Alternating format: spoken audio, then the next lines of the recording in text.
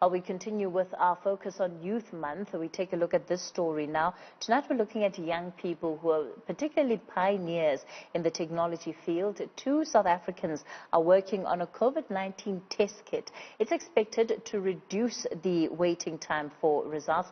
Joining us for more on the story tonight is Dineo Lioma of CapeBio Technologies. Dineo, good evening. It's a pleasure to have you with us on News at Prime tonight. Firstly, let's talk about this technology that you're working on and how you became involved. Thank you so much for the introduction, Cathy. So just to give a brief introduction of what CapeBio Technology does, it's essentially a biotechnology company that develops and manufactures reagent enzymes that are used for DNA analysis. And this is one of the key components that we use for this COVID-19 test kit.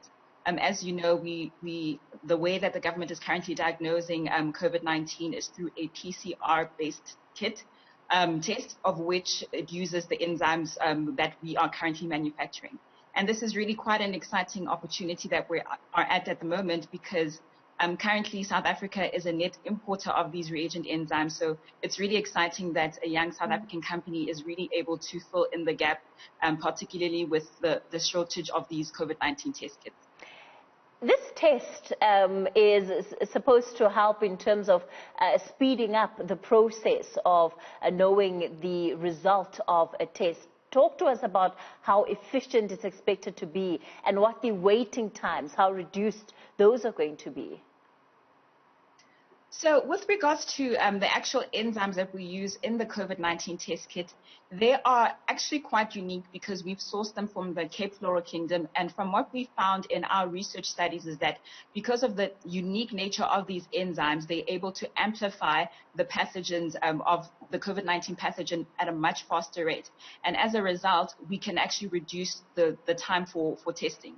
And we will be able to give exact numbers on this once the test has been launched officially.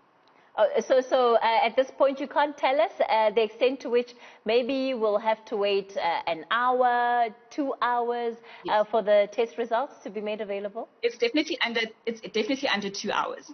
That's correct. How much work have you put into this? Geez, that is a very good question. So this work involves years of research. So the research initially started at the CSIR, where my business partner was one of the researchers involved in the project. And it started around about 2015. And this is where essentially the concept of CapeBio came up. So the team spent numerous amounts of years, just putting some time and effort into developing these reagent enzymes for the use of DNA analysis. And the company was officially launched in 2018, and we've been working on commercializing the product since then. What does it mean as a young person to be part of something so innovative and that could assist the state in such a big way right now in the country? It's really exciting because this is where, the country and just generally the world can see the importance of the biotechnology industry. I think it's particularly in South Africa, it's been an industry that we haven't really paid attention to.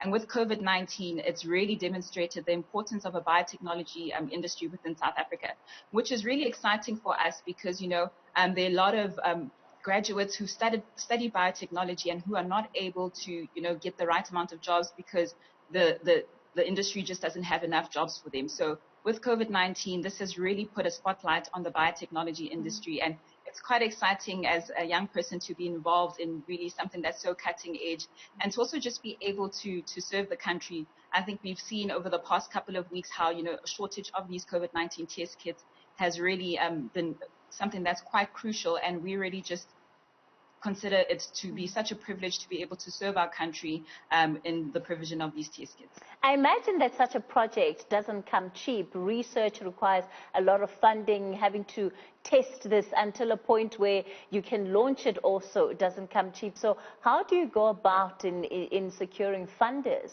that you're able to realize your dreams? That's also a very good question. So fortunately, we've received tremendous support from the CSIR. As I mentioned, when CapeBio initially started, it was a research project at the CSIR. We also received some funding from the Department of Science and Innovation, who then helped with the R&D or the fundamental research of these products. And once we had spun out as a private company from the CSIR, we also managed to get some private investment through E-Squared Investments, which is a subsidiary of Allen Gray Limited, of which my business partner and I were both Allen Gray Fellows of. So it's been really just work trying to get different investors. The DSI and the CSIR are continuously supporting our business to be where it is.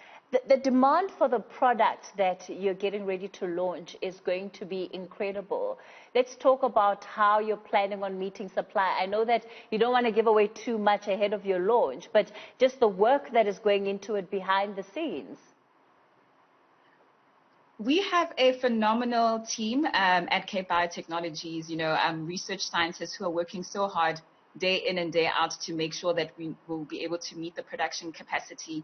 As I mentioned, the key thing that was also quite important was the investment side. So we have been able to secure some investments to be able to commercialize the kits, and we'll be ready for launch quite soon. So I think it's just a matter of, having the right resources, human and financial capital as well.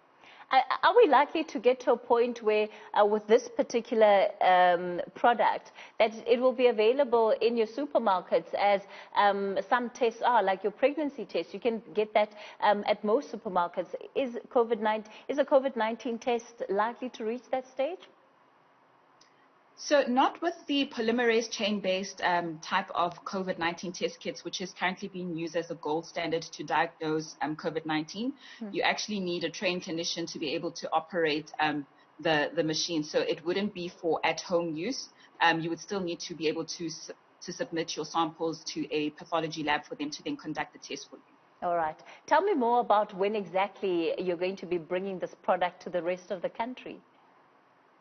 So definitely in the next coming weeks, we will be able to launch officially and be able to have, a media release to say that this is the test kit that we're manufacturing at our company.